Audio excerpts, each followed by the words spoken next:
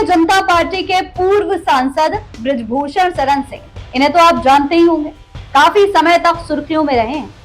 पहलवान आंदोलन के बाद, महिला पहलवानों के आंदोलन के बाद बृजभूषण शरण सिंह लगातार चर्चा में रहे और अब उत्तर प्रदेश के विधानसभा चुनाव से ठीक पहले उन्होंने जो बातें कह दी हैं, जो दावे कर दिए हैं और खास तौर पर अपनी ही पार्टी को लेकर के जो भविष्यवाणी कर दी है, वो भारतीय जनता पार्टी को बहुत बड़ी मुश्किल में डाल सकती है। अपनी ही पार्टी के लिए बृजभूषण शरण सिंह ने कई सारी ऐसे बातें कह दी हैं जो जाहिर तौर पर भारतीय जनता पार्टी के आने वाले जो चुनौतियां हैं उनको बयां कर रही हैं।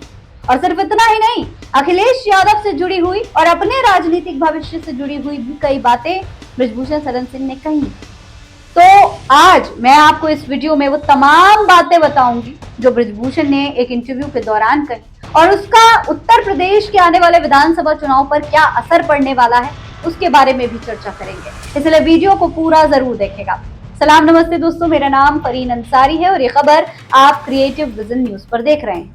दोस्तों, बृजभूषण शरण सिंह भारतीय जनता पार्टी के कद्दावर नेता माने जाते रहे, सांसद थे भारतीय जनता पार्टी के, लेकिन फिर महिला पहलवानों का आंदोलन हुआ। आपने देखा कितनी बड़ी संख्या में महिला पहलवानों ने बृजभूषण शरण सिंह पर कई आरोप लगाए।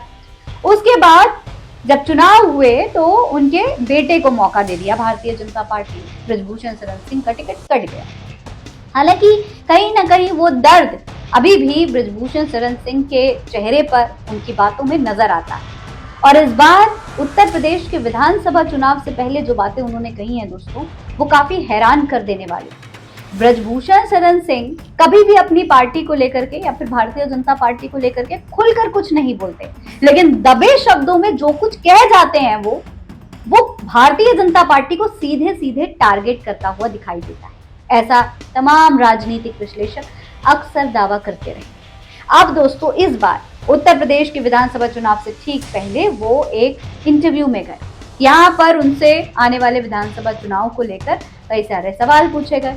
उनसे पूछा गया कि क्या उन्हें लगता है कि इस बार भारतीय जनता पार्टी दोबारा से सत्ता में आ पाएगी, क्या उन्हें लगता है कि भारतीय जनता पार्टी इस बार मजबूती के साथ चुनाव लड़ पाएगी। तो बृजभूषण शरण सिंह का दोस्तों कहना था कि इस बार टक्कर कांटे की है, यानी अखिलेश यादव भारतीय जनता पार्टी को कांटे की टक्कर देने वाले हैं। भारतीय जनता पार्टी के लिए इस बार सत्ता बनानी, इस बार कुर्सी हासिल करना आसान नहीं होने वाला। एक तरफ सीएम योगी आदित्यनाथ हैं जो एक बार फिर से मुख्यमंत्री बनने के ख्वाब देख रहे हैं, दूसरी तरफ देश की जनता है जो लगातार देश भर में विरोध प्रदर्शन कर रही है। कहीं युवाओं का आंदोलन, कहीं किसानों का आंदोलन, कहीं आप देख ही रहे हैं टीचर्स का आंदोलन, 69,000 शिक्षक भर्ती वाले तमाम जो हैं काफी समय से उत्तर प्रदेश में आंदोलन कर रहे हैं। लेखपाल भर्ती वाले युवा लगातार आंदोलन कर रहे हैं, बेरोजगारी को लेकर आंदोलन, महंगाई को लेकर आंदोलन, E20 को लेकर आंदोलन, लगातार विरोध चल रहा है भारतीय जनता पार्टी का। और ऐसे में बृजभूषण शरण सिंह ने भविष्यवाणी कर दी कि इस बार उत्तर प्रदेश के विधानसभा चुनाव भाजपा के लिए आसान नहीं होने वाले। खास तौर पर अखिलेश यादव कांटे की टक्कर देंगे भाजपा को। इस बार सरकार हासिल करनी इतनी आसान नहीं होगी। 2022 के जो चुनाव हुए थे दोस्तों, उसमें भी आपको याद होगा समाजवादी पार्टी ने कांटे की टक्कर दी थी, लेकिन कहीं ना कहीं कुछ ऐसी कमी रह गई जिसकी वजह से समाजवादी पार्टी सरकार नहीं बना पाई। कुछ लोगों का कहना था कि वोट बट गए क्योंकि AIMIM जैसी और आम आदमी पार्टी जैसी पार्टीज ने जो सपा का कोर वोट बैंक था उसमें सेंधमारी करने की कोशिश की। वहीं कई लोगों का कहना था कि जो हिंदुत्व का मुद्दा था, खासतौर पर राम मंदिर के मुद्दे का, भारतीय जनता पार्टी को चुनाव में फायदा मिल गया था। लेकिन इस समय की अगर बात की जाए तो भारतीय जनता पार्टी हर स्टेज पर, हर तरफ से, मतलब आप ये समझ लीजिए कि चाहे राम मंदिर का मुद्दा हो, चाहे पेपर लीक का मुद्दा हो, चाहे कोई और देश भर में आंदोलनों की वजह से भारतीय जनता पार्टी लगातार घिरी हुई दिखाई दे रही है। यही वजह है कि बृजभूषण शरण सिंह कह रहे हैं कि इस वक्त भाजपा के खिलाफ एंटी इनकम्बेंसी अपने चरम पर है। भारतीय जनता पार्टी के खिलाफ सत्ता विरोधी लहर दिखाई दे रही है उत्तर प्रदेश में और इसका सीधा फायदा समाजवादी पार्टी को मिल सकता है, क्योंकि इस बार सपा और कांग्रेस दोनों एक साथ गठबंधन में चुनाव लड़ने की तैयारी में है। देखिए, ब्रजभूषण शरण सिंह ने आने वाले चुनाव को लेकर कहा, इस बार भारतीय जनता पार्टी और समाजवादी पार्टी के बीच लड़ाई कठिन है। इस बार दोनों के बीच अच्छी लड़ाई होगी। ब्रजभूषण ने कहा कि इस बार लड़ाई इसलिए दिख रही है क्योंकि योगी जी की 10 साल से सरकार है। उम्मीद करते हैं कि अखिलेश यादव अच्छा चुनाव लड़ें।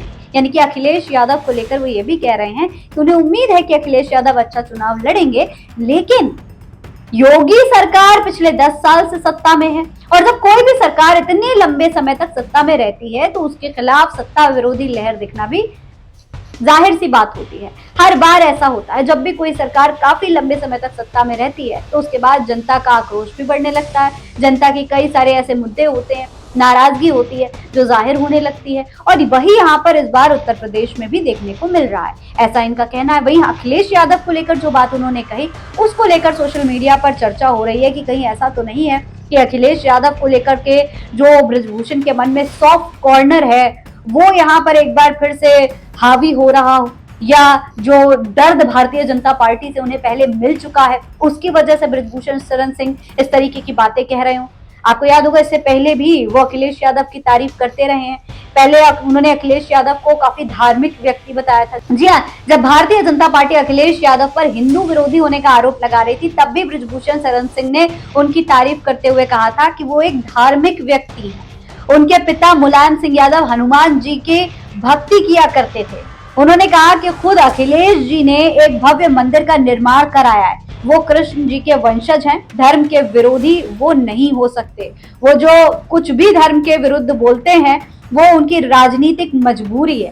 उन्होंने आगे कहा कि ये बात मुझे यहाँ नहीं कहनी चाहिए थी, लेकिन चूंकि यहाँ विद्वान लोग बैठे हैं इसीलिए ये सच बात मेरे मुंह से निकल गई। तो इनका कहना था कि अगर अखिलेश यादव को तमाम लोग एक तरीके से उनको हिंदू विरोधी दिखाने की कोशिश भी करते हैं तो ये सब सिर्फ और सिर्फ राजनीति है। अखिलेश यादव एक बहुत ही ज्यादा धार्मिक व्यक्ति है, इस तरीके की बातें कही गई थी।